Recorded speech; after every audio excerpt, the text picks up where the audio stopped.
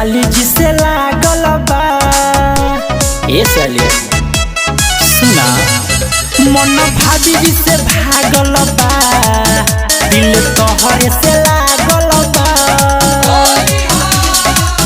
रंग डाले खातिर ललका हो, हरिहर तनी हल्का हो, पिचकारी हमर जागल बा, दिल तोहरे से लागल बा। मन भाभी जी से भागल बा, दिल साली जी से लागल बा।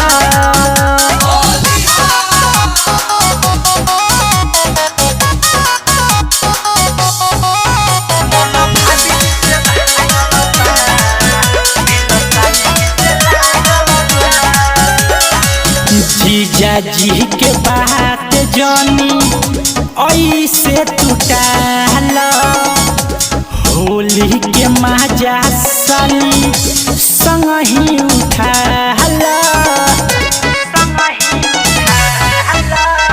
गावो जोगीरा सारा रारा, दीदी घरे आइल बाड़ू चढ़ी ना पारा। मन गइल बसन की हो, देह फागुन में पनकी हो।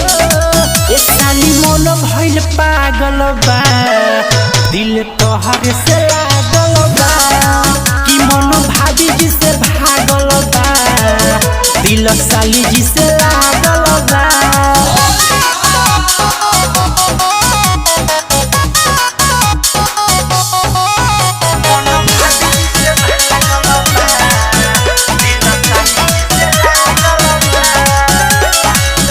मासूमय शोक भीरी रहना सटके, कृष्णा हंगामा रंग डाली पटक के।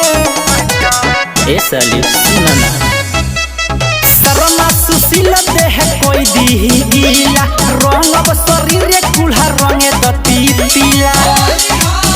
आइल बाड़ू जी जगावे हो, काहे खात बाड़ू भावे हो, कुल्हा कटोरा माजल बा, दिल तोहरे से लागल बा, कि मन भाभी जी से भागल बा, दिल साली जी से लागल